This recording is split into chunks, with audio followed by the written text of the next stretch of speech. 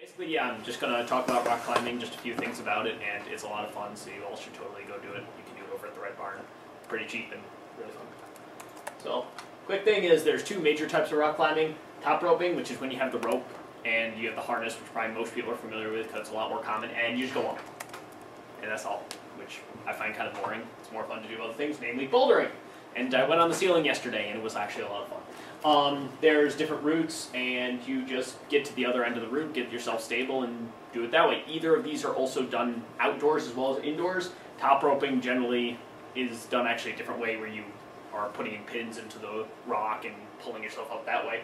But bouldering, people will literally go and find boulders and just climb up them, and that's where it gets its name. There are a couple different types of handholds. I have the two most common of which here. First, the easiest, and the ones that everybody loves because they're really easy, are actually called jugs.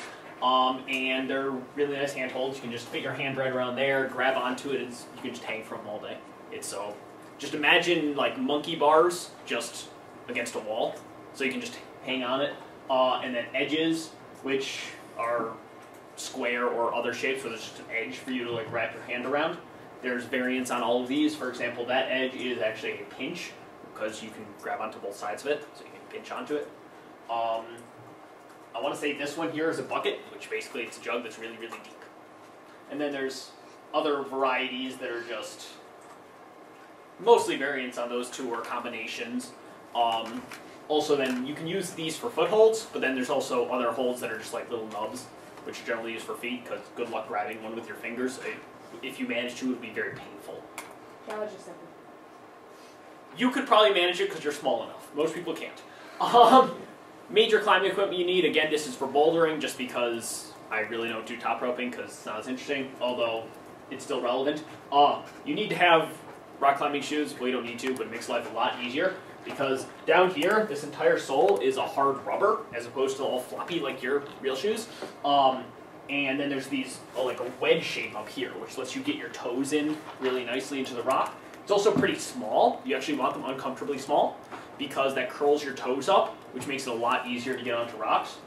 And then chalk.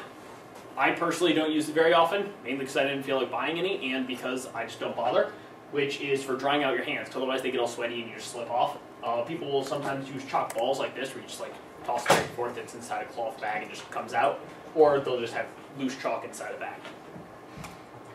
And this is what a bouldering wall looks like. This one does not have tape roots on it, so I'm assuming, because my great pictures from the internet, that they're just going by rock color.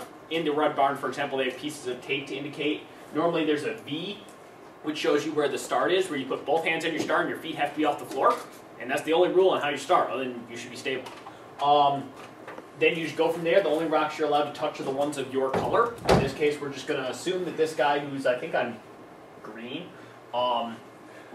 so he can only touch green rocks, which most likely his right hand would go up there. The goal on each bouldering wall is different. Some of them is just get to the top. Some of them is get to an end, which would be marked by another V, where you have to get your hand stable and just jump off. There are no ropes, because you're normally not that high from the wall, from the ground. That one, like up there, is probably about as high as you will ever go on a bouldering wall. Any questions? I know those rather short. Because I would love to show you things, but we don't have a rock wall in here. When is the next free climb? Free climb, I don't know, but people with memberships can actually get one person in a month for just, you can go in for free if it's your first time there. So I already used mine this month, but there probably are other people with memberships who could, if you wanted to, or you can wait till after break and it's January and can do it again. But I'm more than happy to bring people, because it's a lot of fun. So nobody has any questions about anything. What happens if you fall off the wall when you're on the ceiling? You have a pad underneath you, or you make sure that you fall correctly. It can hurt. I have hurt myself, but no, I've never hurt myself badly. Again, when I was on the ceiling, I was 7 feet up, and then when I dropped off, normally you can just keep your hands on, your feet fall first, and then you're perfectly fine. Or there's movable mats you can stick underneath you. Are there always pads on the ground when you're using a bouldering wall? More or less. Some are thicker than others. For example, in the Red Barn, there's one wall that goes actually 15 feet up, and the goal for that one is literally just get your hands on top, and then you just jump off, drop off, do not jump. And when you're just like a rock below the bottom, you fall off, and it's like, ooh, and then you hit the really cushy mat at the bottom. It's like, oh, that was fun. Once you get to the top and have to physically force your hands to let go, halfway down you go, oh shit, and then you hit the ground. But there's always pads where it's high enough where you can hurt yourself, and then most places will have movable pads for if you're nervous. Will there be any kind of safety training before you have to undergo this ordeal? Ordeal. Normally, if you're with somebody, they'll give you quick primers, but really, it's not that. You have to sign a waiver for at least the Red Barn. But some places you might do safety. If you're doing top roping, you do, because there's other things like you have to learn how to actually use the rope so you don't kill yourself. But if you're bouldering, really, it's unless you do something profoundly stupid, you're most likely not going to get hurt. Oh, there we go. If anybody has any questions on the time, you can always ask me also. Okay.